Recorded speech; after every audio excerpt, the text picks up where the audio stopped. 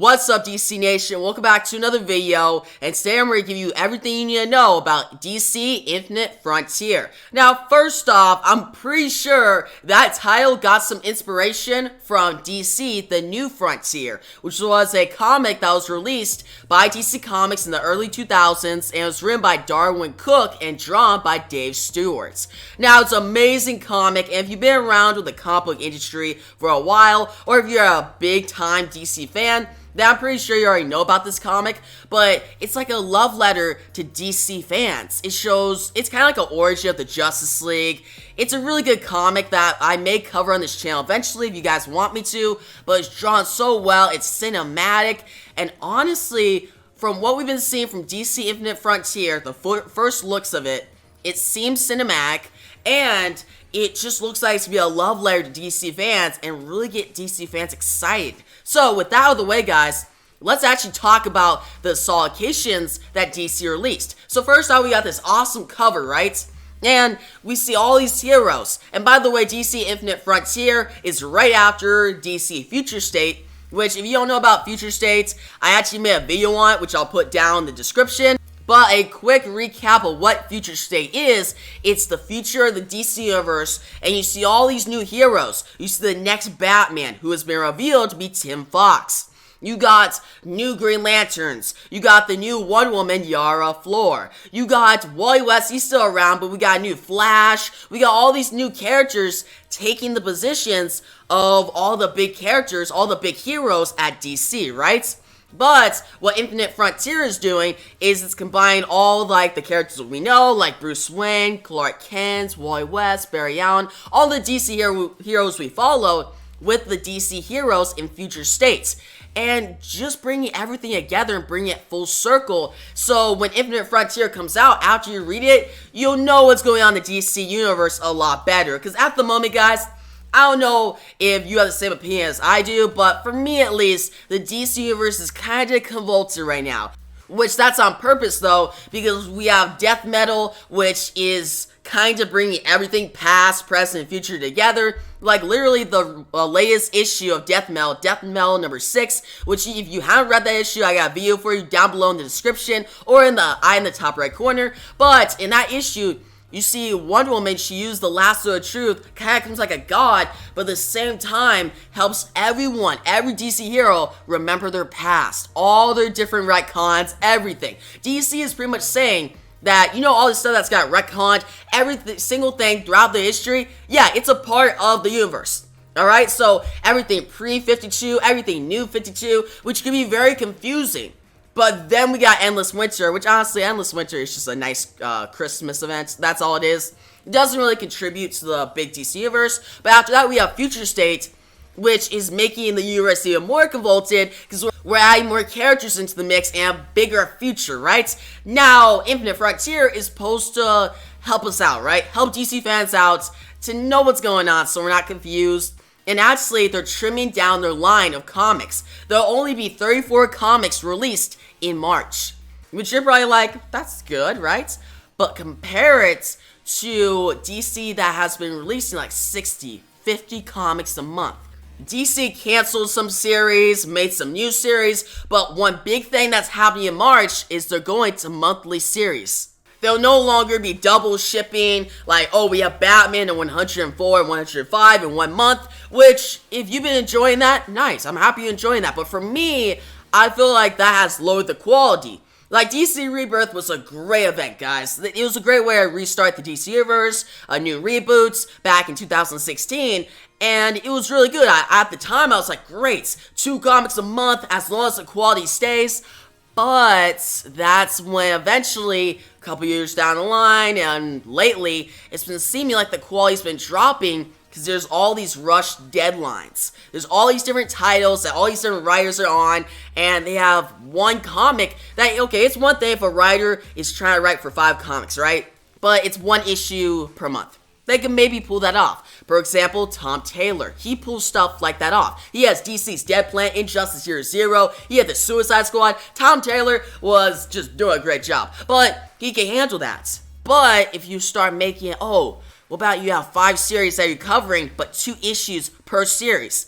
it gets kind of hard for writers and artists to pull that off, and it lowers the quality. So at DC, reducing that and making each series be only monthly now, especially the Batman comic, I'm actually excited and I'm looking forward to the quality jumping, alright? It should. There's no more rush deadlines. Like, yeah, there's still a rush deadline technically, like, okay, once a month, but it gives writers and artists more time to make a better story. But guys, now me talking this big intro, I'm sorry about that, but let's actually get to what they said in the solicitations for Infinite Frontier. This is exactly what they say. The next phase of the DC Universe begins here. Dark Knight's death metal presented the darkest threats to the multiverse. DC Future State revealed what may lie ahead. Now it's time to look into the Infinite Frontier of the current day DC Universe. In Gotham City, the Joker jolts citizens awake with an attack even the Dark Knight never expected. In Brazil, a young woman discovers her destiny and her connection to the Amazons. In Belle Reve, Amanda Waller plots the invasion of Arkham Asylum. In the far reaches of space, Mongol dreams of galactic domination, while the Green Lantern Corps hosts the summit of its greatest enemies. At the Hall of Justice, the League joins forces with Black Adam. Beyond the mortal world, Wonder Woman settles into a new role in the God Spear, and somewhere in the DC Universe, it's the return of Stargirl, an all-new tale written by Jeff Johns. This oversized All-Stars issue kicks off the next great era of storytelling and excitement as top writers and artists reveal what's next for the world's greatest heroes. It opens the door to some of the greatest stories of 2021. Now, I'm excited about this because there's so many great writers on this. We got Scott Snyder, Jeff Johns, James Tynion IV, Joshua Williams. We got Jeffrey Thorne. We got Philip Kennedy Johnson, Brian Michael Bendis, Becky Cloonan, Michael W. Conrad, Joel Jones, and Tim Sheridan. So there's a lot of writers on here, and most of them, I enjoy their work, right? But the titles that have been released, or announced at least, is we have Batman Urban Legends #1, which is the anthology series that we just get more stories about Batman, which we have a story with Batman Red Hood, we have Batman the Grifter, we have all these different characters in this, and we have writers like Chip Zdarsky, which you don't know his work, he's a great writer, right? He's actually one of my favorite writers. What's cool about this is he's going to be partnering up with A. Barrow's artwork. Guys, that is a dream come true, at least for me. Like, I've always enjoyed Chip Zdarsky's work, but I've always wanted him to do a Batman story with A. Barrows on artwork.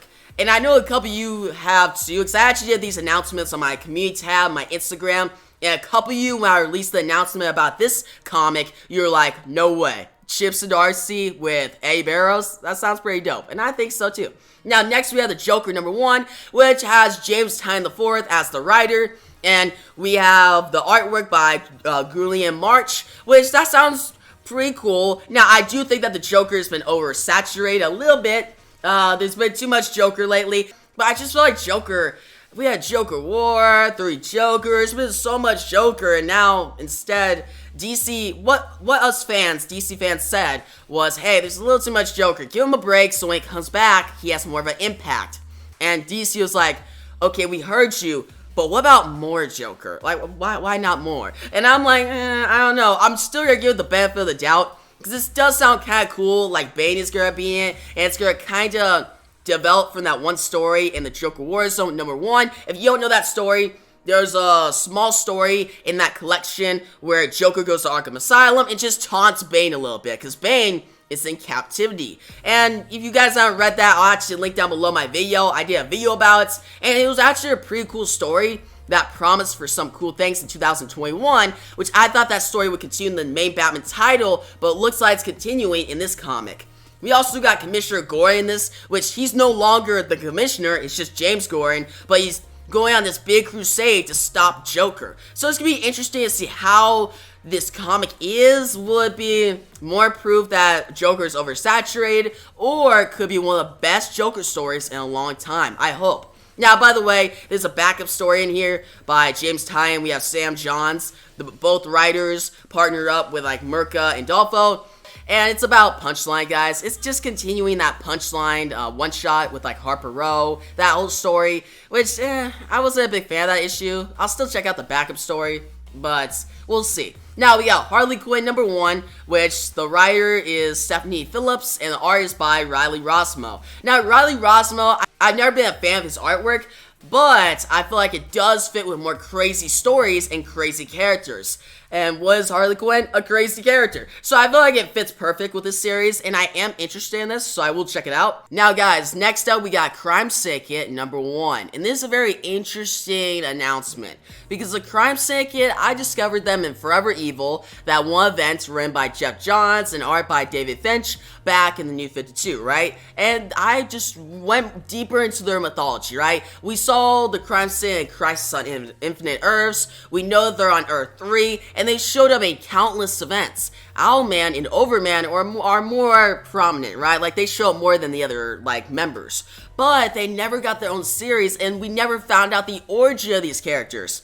And that's exactly what this series is going to do, guys. This new series, written by Andy Skimmett and drawn by Kieran McNolan, is going to show the origin of these characters, and we'll see more spotlight on them, and I'm really excited about it. And also, the cover by Jim Chung looks amazing, so I'm definitely going to pick it up. And we got a backup story by Brian Hitch, and Brian Hitch, his artwork and writing style has been getting better over the years. He's been around for a long time, so I'm getting ready for his story. I'm excited to see what he does in this issue. Now, next up, we got Suicide Squad #1, and this has Peacemaker being the leader of the Suicide Squad. If that doesn't get you excited, I don't know what will. Now, the solicitations reads, things have changed for Task Force X. As Peacemaker takes over as field leader, there will be no more avenging or defending for the government's top secret task force of killers, thieves, and criminals. Amanda Waller, now back in control of the squad, sends a new squad into Arkham Asylum to recruit the deadly Cora Val's assassin, Talon, while she interviews another new candidate, Superboy. Now, this is a big ending to this allocation. Superboy be on this team? Like, what? That is very intriguing and surprise, and I'm wondering how they're going to do this. Because, guys, you don't remember in the DC Rebirth Suicide Squad series, we had General Zod, and he was so powerful. Now, I'm not saying Superboy is as powerful as General Zod, but to have a Kryptonian-type character on there is really interesting, and I wonder how he'll, like, pretty much interact with the other villains. Now, on this whole roster, I know a couple of them. Yes, we got Peacemaker, we got Talon, but on the left of Peacemaker, I'm pretty sure that's Judo Master. If that is, I'm excited, because I'm actually a big fan of Judo Master. He's an old character. I actually have some of his comics, and it'd be cool to just see him on the Suicide Squad. Like, come on, that's great.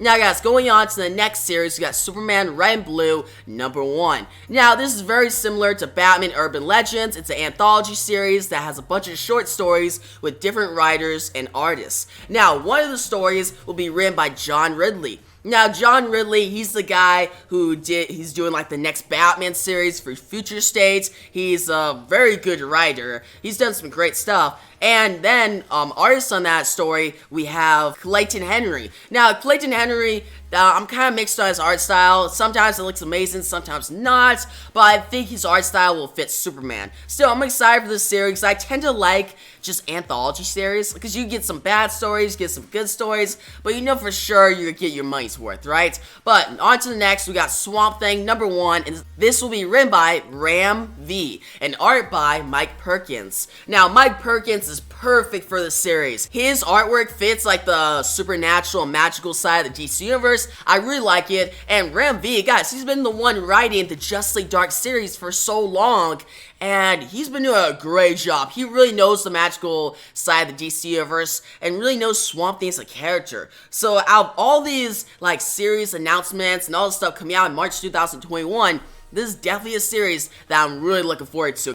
Now, guys, the Swamp Thing solicitations rates. Swamp Thing returns in a new 10-issue series that stars Levi Kamei as the next Guardian of the Green. Unable to control his transformation into the monstrous Swamp Thing, Levi is thrust into the harsh, unforgiving mystery of grisly murders committed by a supernatural desert legend. Levi must revisit past events in his homeland of India and face the deadly reality of a ravenous new villain in order to comprehend what he is truly and horrifically becoming. A new era of global action horror blossoms here, and Swamp Thing will be at the root of it. I'm excited for that. Now, going to Teen Titans Academy #1, we have a cool cover of Red X, guys. Red X is back. We knew this for a little bit because he's going to be in, like, future states. If you guys don't remember Red X, he was in the Teen Titans show way back. I love that show. It's a great show. But still, Red X is a cool character. And this series will be written by Tim Sheridan, and the art will be Hoffa Sandoval. Now, Hoffa Sandoval, his artwork is really good. He was actually on the Flash series by Joshua Williamson, and I really liked it. His artwork's just so clean, and it fits with, like, Flash, Teen Titans, and I like that he's on this one, alright? It's gonna be cool to see him draw other Teen Titans members, and especially Red X. And guys, the solicitations reads, "Welcome to the Teen Titans Academy, packed with both new superpowered teens and numerous dark secrets. Teen Titans Academy's student body includes Shazam, a new Australian speedster, a trio of Gotham teen expatriates obsessed with Batman, and one member of this first class will become the deadly Red X. Original new Teen Titans, including Nightwing, Starfire, Raven, Cyborg, and Beast Boy, will take on the role of teachers and mentors for superpowered teens. Their goal? To shape the new generations of heroes." Now, going to Superman #29, we have a cool double-page spread for one of, like, the variant covers, and then we got the main cover, which also looks awesome. Kind of simple, but still pretty clean. And the series will be written by Philip K. Johnson, and the backup story will be written by Sean Lewis. Now, the art is by Phil Hester and Eric Gapster. So, Phil Hester, I've heard of him before. His art is more simple, which I'm a little skeptical about, but I'm gonna give it a chance. But the solicitations reads, "Writer Philip K. Johnson jumps from DC Future State back to the present for a 2-part story that spans Superman Action Comics this month.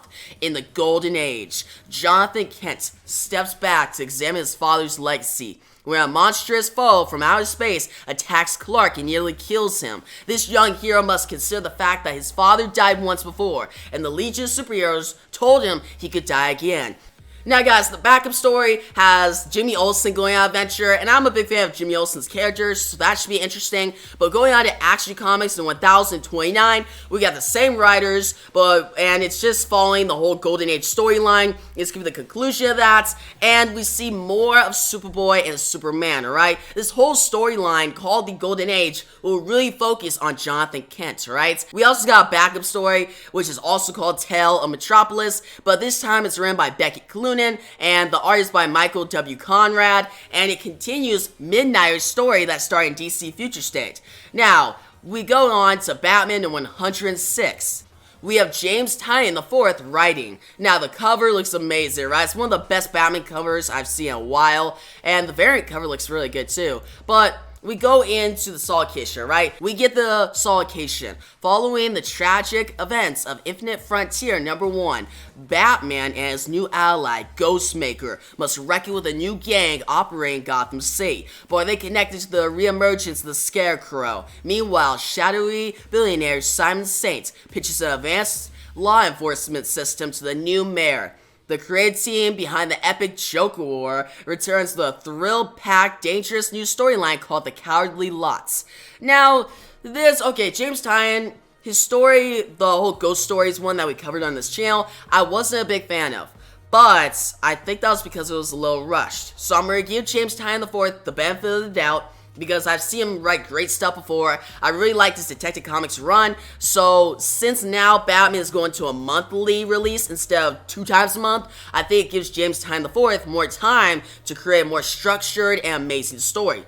So I'm excited for this. Now, the backup story, which will be in Detective Comics as well, is called Demon or Detective. And we're following Damian Wayne as he goes on this journey to meet up with Talia al Ghul, guys, his mother. And it's going to be really tied into League of Assassins and that whole background. So that actually backup story is really interesting. And since it's only a 2-part backup story that will be in the Batman title and Detective Comics, maybe in April we'll get a Damian Wayne series. Maybe. Now, going to Detective Comics, we already talked about the backup story, but the main story is written by Mariko Tamaki, and the art is by Dan Mora. Now, Dan Mora's artwork is just really good, guys. We've seen her draw Batman. She also did that story with, like, Grant Morrison, Claus Klaus, however you pronounce it. But still, her artwork is just really good. We don't see it a lot, so when we do get to see it, it looks really good. But the solicitations reads, DC future state may be over, but the present looks tense. With the loss of his fortune Manu, the election of Mayor Nakano, and the growing anti-vigilante sentiment in Gotham,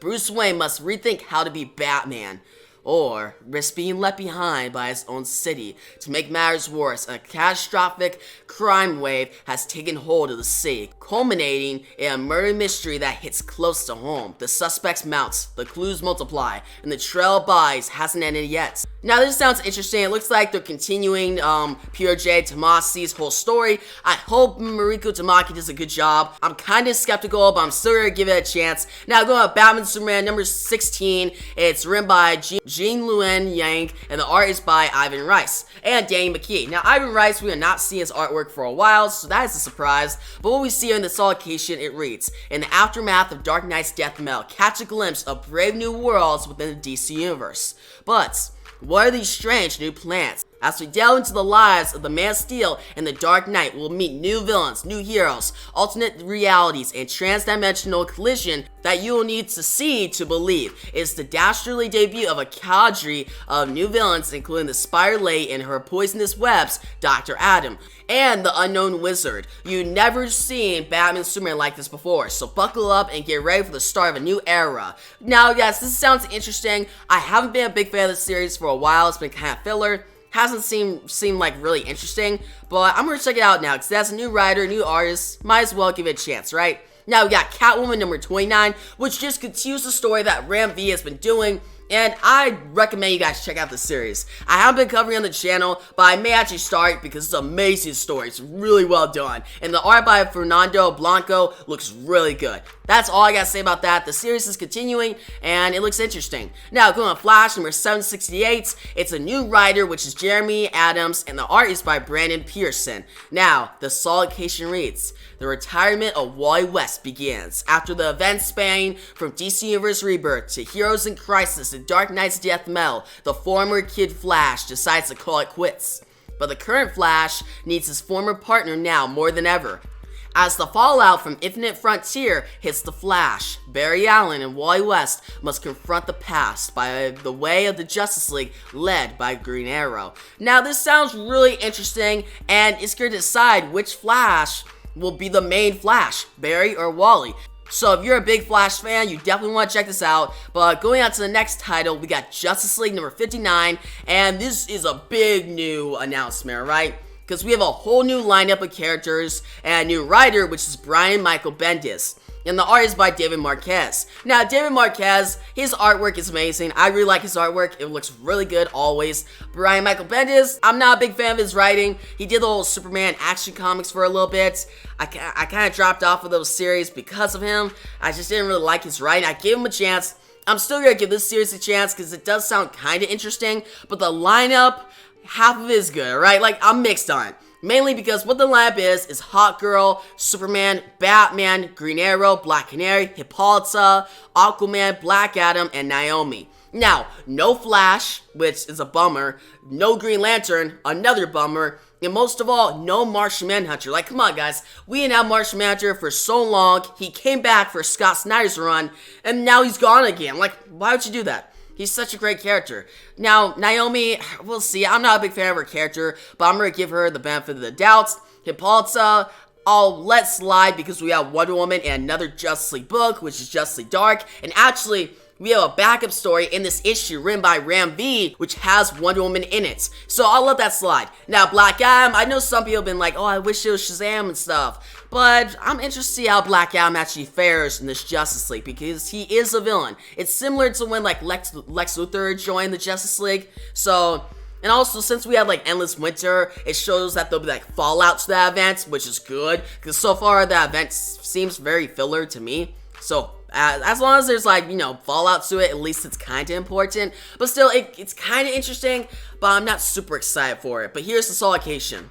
A new Justice League featuring Superman, Batman, Hawkgirl, Aquaman, and Apolta, Naomi, and Black Adam come together. Superman is leading the charge to reinvent the Justice League. At the same time, a new cosmic-powered threat arrives for Naomi's homeworld to rule the Earth. So it looks like Naomi is going to be the big center point of this first story arc, which we'll see, alright? I'm gonna give it the benefit of the doubt, but I'm not super excited, alright? I really like Scott Snyder's run, and I was liking some of what the Justice League run at the end was doing. I didn't really like Simon Spurrier's whole story arc with like the troughs and all that, but I did like Jeff Loveness's story arc with like the Black Mercy.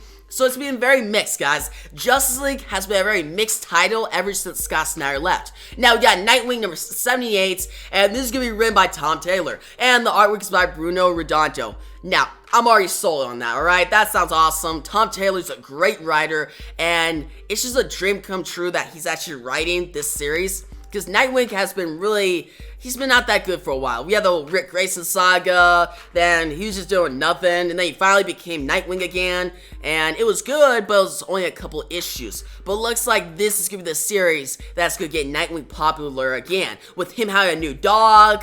And the images released by Bruno Redondo look beautiful. They look really good. Like, already, the cover looks amazing. Like, guys, this was the pairing that did the Suicide Squad series, the Injustice series. So you already know it's gonna be good, so why not pick it up? I definitely am.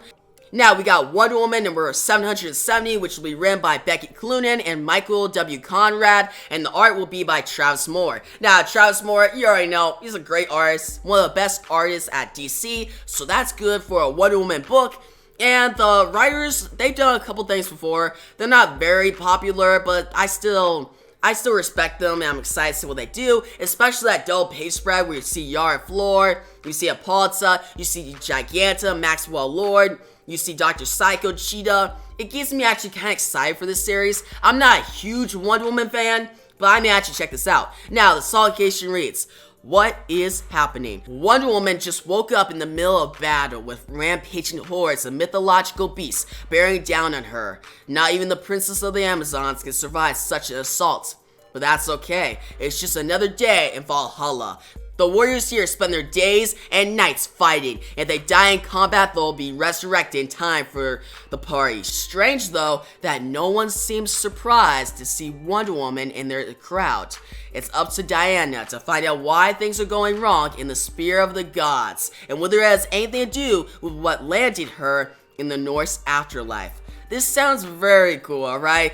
Now, we got a backup story, which is we'll talk about Diana when she was a young girl in Themyscira, like training, which that sounds actually really cool, and I'm going to check it out. We got the new Green Lantern, which will be written by Jeffrey Thorne and drawn by Tom Rainey. And this will have Jon Stewart as the main character. Now, this sounds really cool. He looks really dope in the cover. And since Grant Morrison and Liam Sharp's like whole Green Lantern sagas ended, it's gonna be exciting to see something new with the Green Lanterns. Like, I actually been liking the Grant Morrison Green Lantern saga. It's been really good, but the reason we have been covering on the channel is because it's been spanning for a long time, almost 2 years. Yeah, and I'd rather jump into this Green Lantern than try to jump into a series and a whole saga that's been going on for a while, right? And yeah, guys, I think that's it. Yeah, that's all the different comics coming out in March. A bunch of comics. Not as much as usual, but I think that's fine because we're getting more monthly series, which means more quality and not really rushed, right? But you got some of your favorite announcement down below. Which series are you most excited for? For me, it's Nightwing because it has Tom Taylor and Bruno Redondo,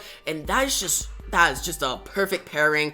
And yes, I wish we had Tom Taylor writing a Green Arrow and Black Canary series. Like, when are we gonna get a Green Arrow series? Honestly, his series was canceled like 2 years ago, and we haven't got a new one since. And I'm a big Green Arrow fan, so hopefully he gets a new series in April, maybe. But for now, though, we got a cool new Nightwing series to look forward to, and also some other cool series, alright? But yeah, guys, that's pretty much the video. If you liked it, give it a big thumbs up. New to the channel, make sure to subscribe and hit the notification bell so you don't miss out on my next DC Comics video. Because I cover everything DC on this channel. I do reviews, reactions, news, and I also take requests as well. So, guys, comment below. what storylines do you want me to cover from like the past? Like I've covered like Mark Waid's Flash. I'm actually covering Batman Nightfall right now. So I try to give you guys some leeway on how this channel runs a little bit, right? So I go over new stuff, but also stuff that you guys want. And yeah, guys, thanks for watching and peace out.